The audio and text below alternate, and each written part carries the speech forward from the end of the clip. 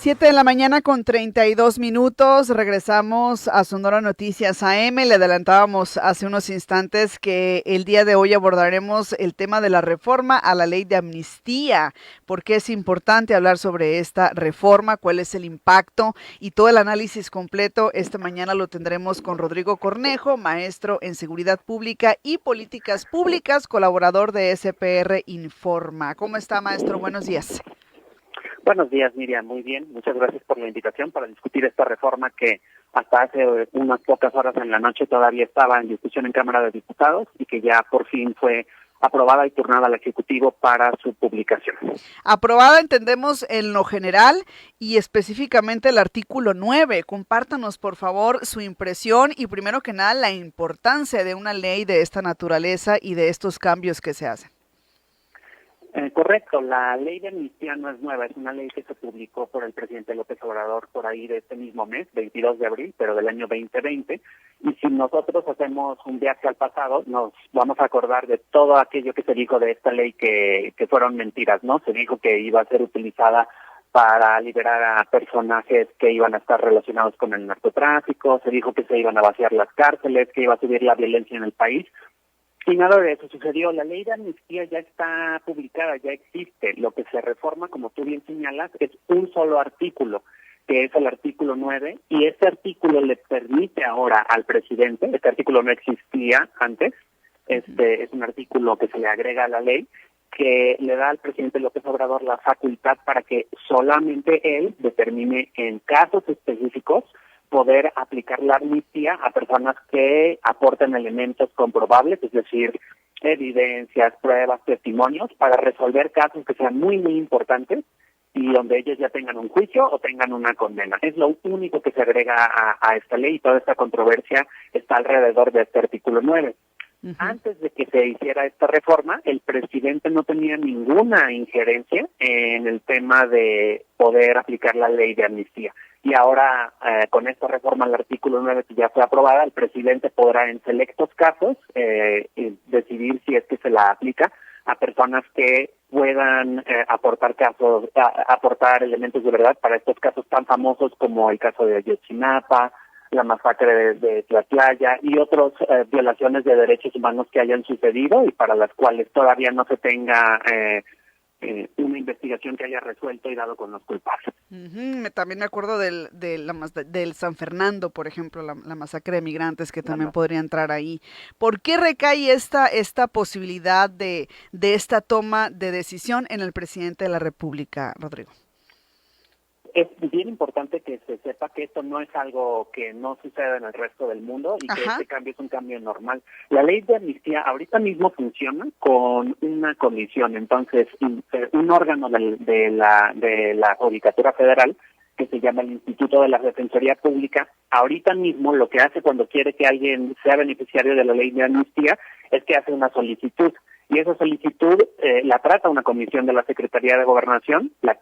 Esta comisión dice si procede o no procede y luego lo turnan a un juez. Entonces todavía depende de este aparato lento, corrompido del sistema de justicia. Y la ley de amnistía, a pesar de que tenía excelentes intenciones, no ha tenido el alcance que se esperaba hasta la fecha. En el informe más reciente del Poder Judicial, tan solo se habían otorgado 161 amnistías en todo lo que va desde que se publicó la ley, 2020, 21, 22 y 23. 157 fueron por delitos contra la salud, básicamente el comercializar de manera minorista algunas drogas, 3 por robarse cables de luz, hacen el favor, y 1 por un delito más grave de tráfico de personas. Entonces esta reforma lo que busca permitir es que por fin se aplique la ley de amnistía para que las víctimas de las violaciones de derechos humanos tengan acceso a la verdad. En el caso de Ayotzinapa hay varios indiciados, procesados o personas que están en la cárcel que se rehúsan a hablar o a revelar a sus cómplices o a los responsables porque pues existe un pacto de impunidad y lo que busca es que el presidente López Obrador, si es que aportan elementos de verdad, pueda amnistiarlos. ¿Y por qué esto es normal e importante? El derecho a la verdad, el derecho a conocer qué sucedió en uno de estos casos, ya está bien establecido por la Suprema Corte de Justicia y por la Corte Interamericana de Derechos Humanos. Entonces, miente la oposición cuando dice que se va a poder aplicar a diestra y siniestra, porque el artículo 9 dice que tiene que ser en casos que sean relevantes para el Estado mexicano, y el Estado mexicano es el único responsable, obligado a resolver estos casos de violaciones de derechos humanos.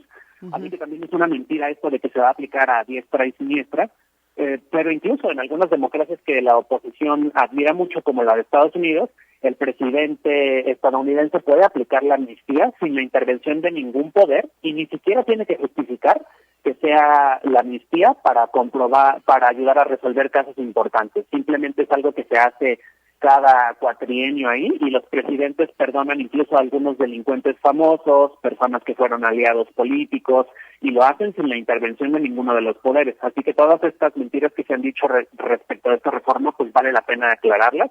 La ley de amnistía no había estado amnistiando masivamente a personas, y esta posibilidad es solamente para estas grandes violaciones de derechos humanos o estos casos muy, muy difíciles de resolver, para que el presidente de la República pueda intervenir.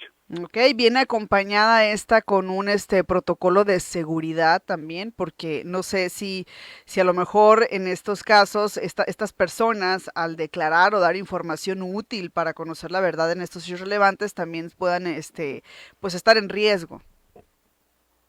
Es altamente probable que estén en riesgo. Lo que no puede contener la ley, o no contiene más bien la ley, es un protocolo en caso de que estas personas se les amnistíe y puedan estar en riesgo, pero evidentemente al concederles un beneficio de liberarles, el Estado mexicano está obligado también a protegerles. Eso no está en la ley de amnistía, o no está en esta reforma, pero sí debería ser parte de un protocolo de la Secretaría de Seguridad Ciudadana y de la Guardia Nacional, porque recordemos también que en el caso del sexenio de Felipe Calderón, aquellas personas que se involucraron en operativos de combate al crimen organizado, luego sus familias fueron asesinadas, cosa que no ha sucedido en este sexenio, pero sí es muy importante hacer esto que tú señalas, ¿no? Porque sobre todo la reforma también dice que es en el caso de delitos que en la ley de amnistía que tenemos ahora mismo no están contemplados. Por ejemplo, esto tentativamente podría liberar a alguien que haya cometido un secuestro, que haya portado armas, cosa que no era posible antes de la reforma. Entonces también serían personas que sí, eso sí vale la pena decirlo, que puede que hayan cometido delitos violentos, pero que para contribuir al derecho a la verdad pudieron haber revelado información que permita resolver el caso, que en realidad lo importante de la justicia no es castigar a una persona, es resolver el caso y dar un tratamiento integral a ellos. Yo creo que los padres de Ayotzinapa lo que querrían es saber el paradero de sus hijos, y no que un puñado de personas estén en la cárcel sin saber ellos del paradero de los estudiantes. Así es. Ahorita nos comentaba, maestro, que esto no es nuevo a nivel internacional. Hay ya países que lo han implementado, hay países en donde esto ya existe, y de acuerdo a los conocimientos que usted tiene sobre el tema, estas experiencias, por ejemplo, la de Estados Unidos, ¿se podría considerar una experiencia exitosa? Pues probablemente, porque mira, en el artículo 2 de la Constitución de Estados Unidos dice que lo único que el presidente no puede hacer con esta amnistía es perdonar a alguien que haya sido castigado a través de juicio político. Entonces sí hay como por ahí unas protecciones para evitar que el presidente, por ejemplo, pudiera a sus aliados políticos que fueron enjuiciados, amnistiarlos.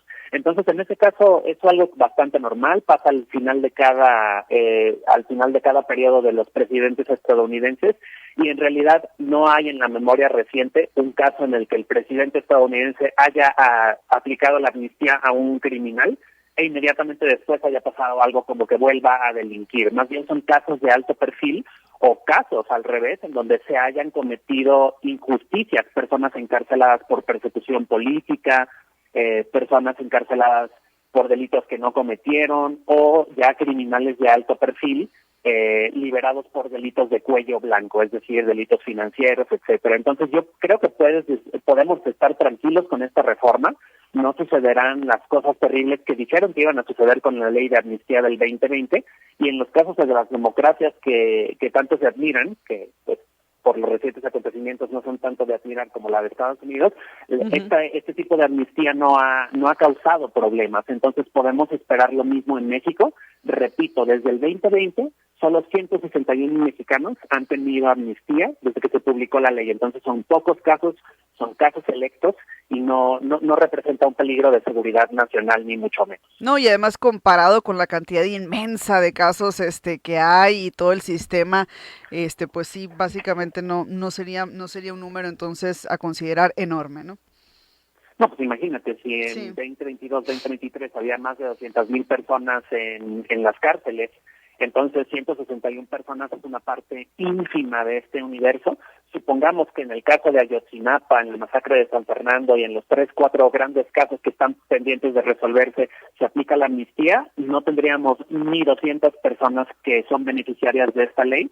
Al revés, más bien, debería de aplicarse más frecuentemente la ley de amnistía, tal vez no con el artículo 9, sino la ley de amnistía vigente, porque estos delitos, en más del 90% de los casos de amnistía de estos 161 personas liberadas, estaban en condición de pobreza, por ejemplo, ¿no? Y eran personas entre 21 y 40 años en edad productiva que estuvieron por delitos a la salud. La mayoría son personas empobrecidas de Sinaloa, de Jalisco, de la Ciudad de México, de Chiapas. Entonces, yo creo que vale la pena sí empezar a discutir cómo la cultura de paz incluye una ley de amnistía que se aplique de manera más frecuente y que no hay que tenerle miedo a que un presidente mexicano tenga el mismo poder de un presidente estadounidense de perdonar a alguna persona que cometió un crimen. Ojo, allá es libre. Aquí, siempre y cuando den elementos de verdad para estos grandes casos relevantes al Estado mexicano. Ese es un concepto de derechos humanos, está fundamentado en jurisprudencia de la Suprema Corte y de la Corte Interamericana de Derechos Humanos. Muy interesante esto, y esto último también hay que tomarlo en cuenta. Muy bien, pues maestro, como siempre agradecerle que nos permita platicar y conversar con usted. Muchas gracias. Miriam, muchísimas gracias a ti y un saludo a toda tu audiencia y a todos los camarenses.